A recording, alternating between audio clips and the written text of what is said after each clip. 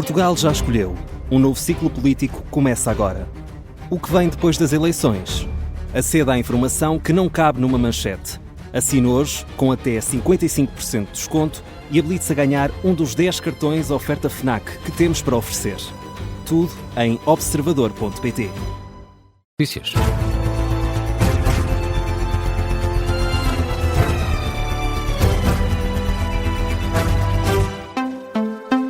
E começamos este Jornal das 4, Miguel Videira, com a notícia de uma nova derrocada na A5, a autoestrada que liga Lisboa a Cascais. Ao quilómetro 1, no sentido a Lisboa-Cascais, ou seja, no mesmo local da derrocada de ontem. O alerta foi dado pouco antes das 3 da tarde. A PSP e a GNR estão no local. A circulação só se faz, nesta altura, pela via mais à esquerda, nesta zona da A5.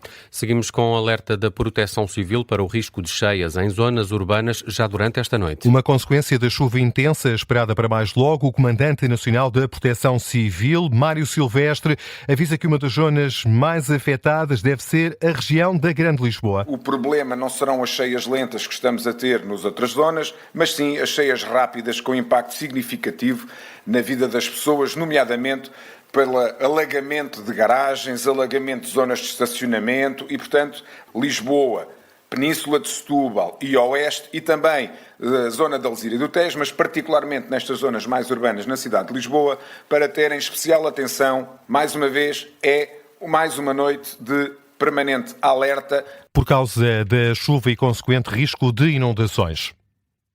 E de acordo com o Instituto Português do Mar e da Atmosfera, a chuva intensa deve começar a cair já a partir do final desta tarde. Primeiro chuva esporádica, depois chuva forte. É isso que explica o meteorologista do IPMA, Bruno Café. A precipitação mais intensa e persistente deverá começar a ocorrer a partir do final da tarde, em particular pelos distritos de Lisboa, Setúbal, Leiria, e depois rapidamente a evoluir para os restantes distritos. Está emitido um aviso amarelo a começar a partir do final da tarde, que se estende até ao início da manhã. Portanto, esse será o período mais crítico, o período da noite. Temos também uma intensificação do vento. Todos os distritos estão com aviso a partir do final do dia de hoje, com rajadas que podem chegar até aos 80 km por hora no litoral e até aos 100 km por hora nas terras altas.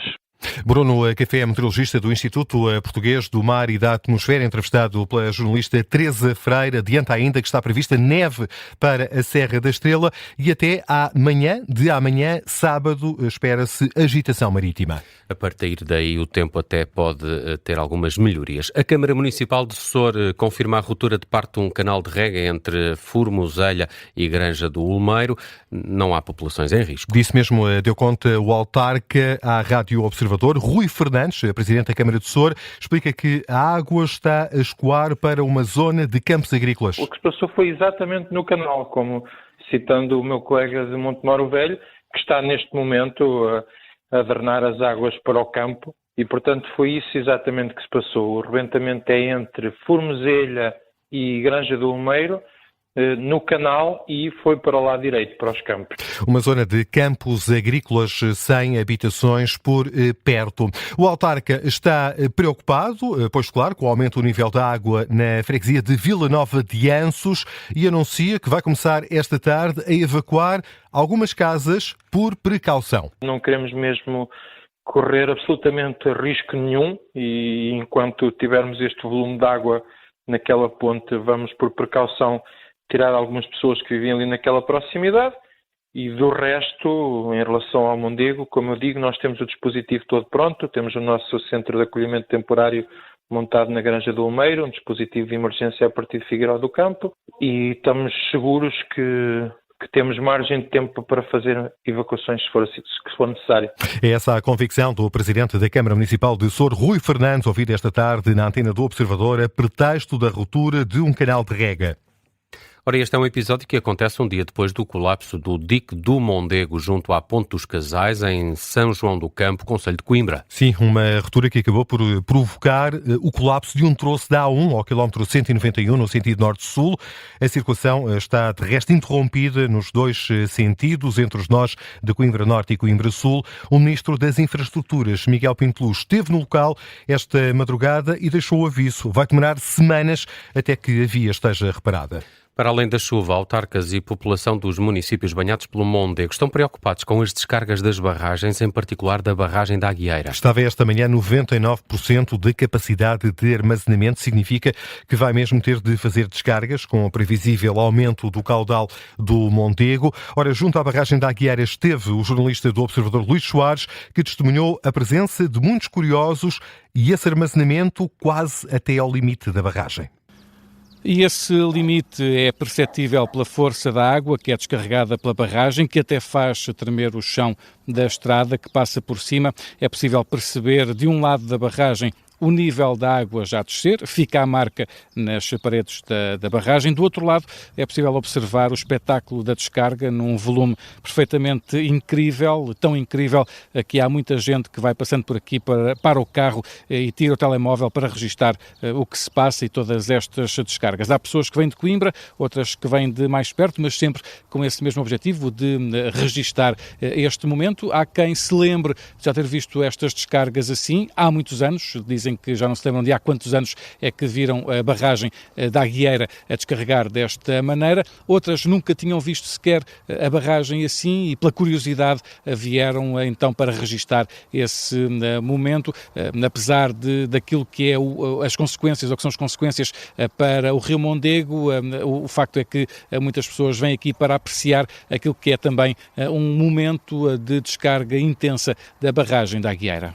Relato do jornalista do Observador Luís Soares, que esteve junto à barragem da Aguieira, uma barragem com grande quantidade de água armazenada, a obrigar a fazer descargas e consequente risco de aumento do caudal do Rio Mondego. Em Alcácer do Sal, o cenário é ainda de ruas inundadas. Apesar das condições meteorológicas mais calmas de hoje, ainda não é tempo de baixar a guarda. E é precisamente para Alcácer do Sal que se dirige a esta hora o Primeiro-Ministro. Vai visitar as zonas afetadas neste município alentejano. Ora, o Comandante Subregional de Emergência e Proteção Civil do Alentejo Litoral, Tiago Bugio, diz que o nível da água do Rio Sado baixou, é certo, mas pode voltar a subir. Temos 7 barragens a descarregar e que, juntamente com portanto, esta amplitude de marés, acarreta uma preocupação grande.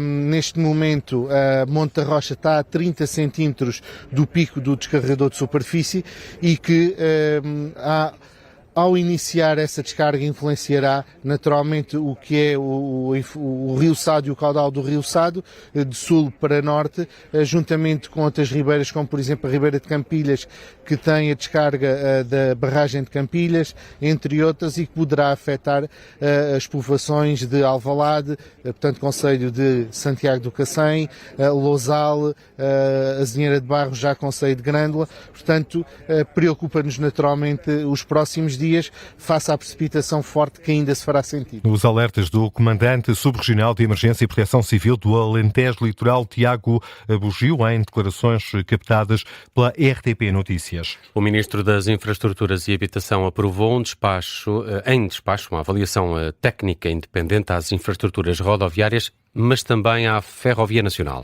É uma avaliação com caráter de urgência. O Ministro Miguel Pinto Luz já tinha sinalizado que ia mandatar o LNEC, o Laboratório Nacional de Engenharia Civil, para analisar as condições de segurança das estradas e das linhas férreas. Agora está formalizado o despacho. O LNEC também vai apoiar autarquias e entidades intermunicipais na avaliação do que é preciso fazer no terreno. Quanto tempo pode demorar esse processo, Miguel? Vai demorar, Nelson. Nos primeiros 30 dias úteis, o LNEC deve apresentar os critérios e planeamento dos trabalhos, depois relatórios mensais dos progressos, mas o relatório final no horizonte máximo de 1 ano. Já esta manhã, aqui na antena do Observador, o professor jubilado do Instituto Superior Técnico, Jorge Paulino Pereira, avisava que a tarefa do LNEC vai ser demorada. A Autostrada A1 é a Brisa, é uma entidade privada. As estradas nacionais e os aterros, por exemplo, das infraestruturas rodoviárias e os ferroviárias, é o Estado. E depois temos também outra entidade, que são as entidades municipais. Todos aqueles aterros ou até taludes que eventualmente se estão a estabilizar ou que têm risco de estabilização, não só no Mondego, em todo o país, não é? Vamos deixar-nos histórias. É um trabalho de tal forma gigantesco que iria demorar muito tempo.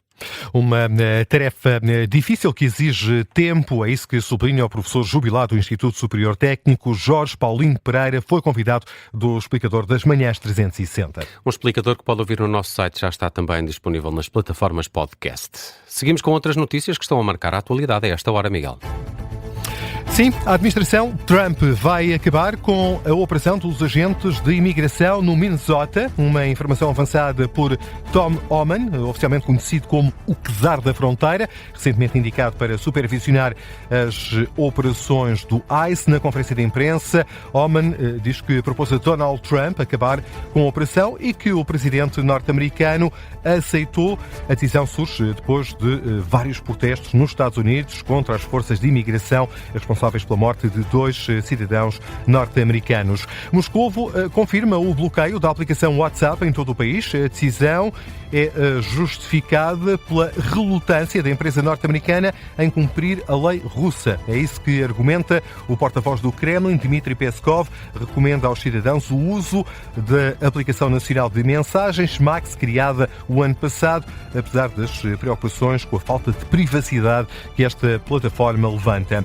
Uma em cada 4 vítimas de tráfico humano é criança. O alerta feito pela Organização Internacional para as Migrações na Conferência Global que decorre em Marrakech. De acordo com os dados mais recentes, há mais de 125 mil vítimas deste crime.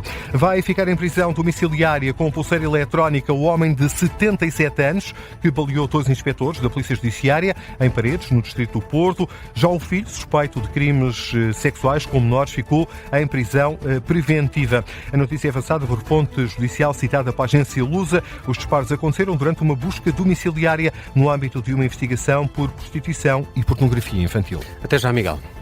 Até já, Nelson.